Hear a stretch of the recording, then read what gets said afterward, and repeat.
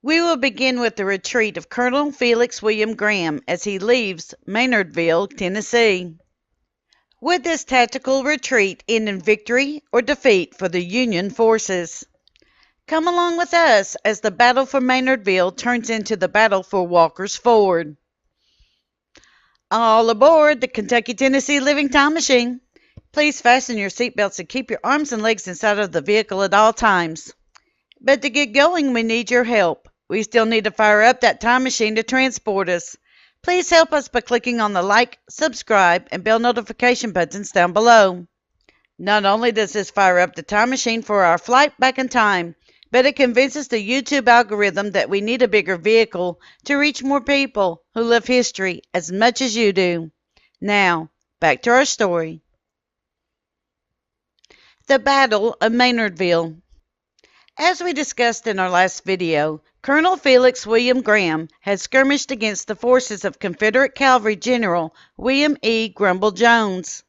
At midnight, Graham left Maynardville with a Company M 5th Indiana Cavalry behind him as a picket against Jones.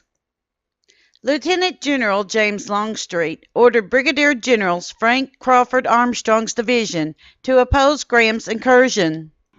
Armstrong took 2 brigades under the commands of Colonel George Gibbs DeBrille and Thomas Harrison with him to join General Jones at Maynardville on December 1st. This meant that William T. Martin now had 3 Confederate cavalry brigades under his command.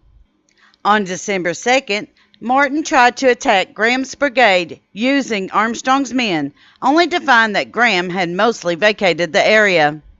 In the attack, Confederate troops were able to capture some of Company M, but many of them were routed.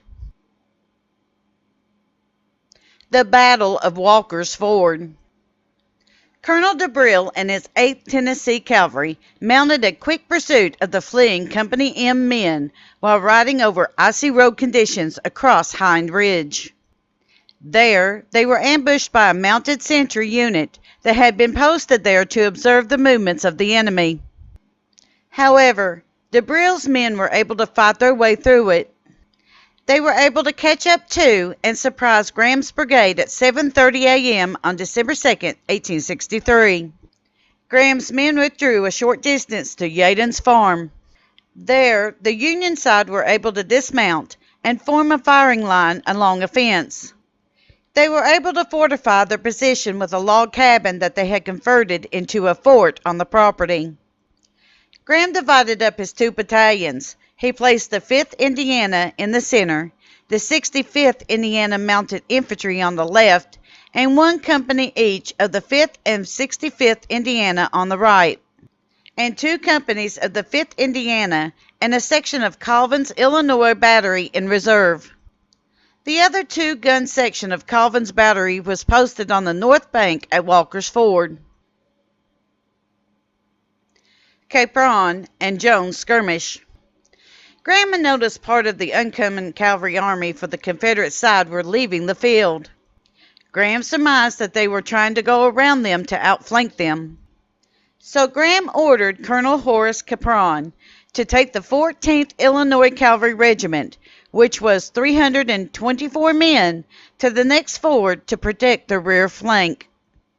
According to orders, Capron and his men crossed the north bank at Walker's Ford and rode east to the ford at Black Fox Creek. Then they turned and rode south about 2 miles or 3.2 kilometers. At 10:30 a.m., Cavalry General Grumble Jones attacked the 14th Illinois and forced it back. Capron sent 1 battalion and 4 mountain howitzers on the north bank of the Clinch River. The other 2 battalions faced off against Jones' brigade. At 3 p.m., Jones' advance had been halted. Because the regiment was almost out of ammunition, Capron left 2 companies with most of the remaining ammo to defend the ford. The rest of Capron's men were ordered to rejoin Graham at Walker's Ford. The 2 companies that were left behind were relieved by Curtin's infantry unit. General Wilcox sent the infantry regiment under the command of Colonel John I. Curtin to a road further east of Walker's Ford. They arrived at the ford at Black Fox Creek. Curtin was in command of the 129th Ohio Infantry Regiment, which was part of the Lemert's 9th Corps Brigade. Wilcox held one infantry unit in reserve under the command of Colonel John R. Mahan. Back to Walker's Ford. The Confederate Army tried to overrun Graham's position with a cavalry charge. This action failed, and DeBrille was wounded in the process, leaving Colonel Daniel W. Holman to assume command of DeBrille's brigade. More fighting was engaged, and the 11th Tennessee dismounted and turned the Union right flank. This led Graham to order a retreat closer to Walker's Ford. Graham then asked for assistance in battle. In the meanwhile, Wilcox had left the Cumberland Gap and had left Tazewell at dawn on December 2nd. Wilcox had reached the north bank of Walker's Ford with Colonel George W. Jackson's brigade. When Graham's call for help had arrived, Jackson led the untested 116th Indiana and the 118th Indiana Infantry Regiments and Captain James W. Patterson's 21st Ohio Battery across the river. The infantry regiments formed a line about 1 mile south of Walker's Ford. When needed, they left the Union cavalry, who was almost out of ammunition, to pass through.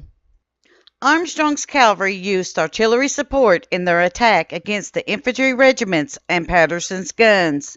However, they were repulsed easily by the Union forces. While this is considered to be a Union tactical victory, it lacked results of gained ground. Martin was able to stalemate Wilcox. Caualty Controversy. According to the Union official records, the Union forces sustained 64 casualties. The Confederate side did not keep records of their losses. Graham suggests that the Confederates lost 25 men killed, 50 men wounded, and 28 prisoners. Historian Earl J. Hess estimates the total losses to be 100 out of 3,000 men. In next week's video, we will see Sherman's troops landing in Loudon and finally entering into Knoxville. The Siege of Knoxville will be ending, but will Longstreet give up the fight that easily? Thank you. We at Kentucky Tennessee Living would like to thank you for watching our video series on the Appalachian Civil War battles. Don't forget to hit that like button, as the more likes we receive, the more likely YouTube is to suggest our videos to other viewers. Also, to receive notice when we upload a new video, be sure to subscribe and click the bell notification button. Be sure to double check that you are subscribed, as some of our viewers are finding that they are no longer subscribed to our channel. We thank you for continuing to support Kentucky Tennessee Living as we are discovering the mysteries in Appalachian history.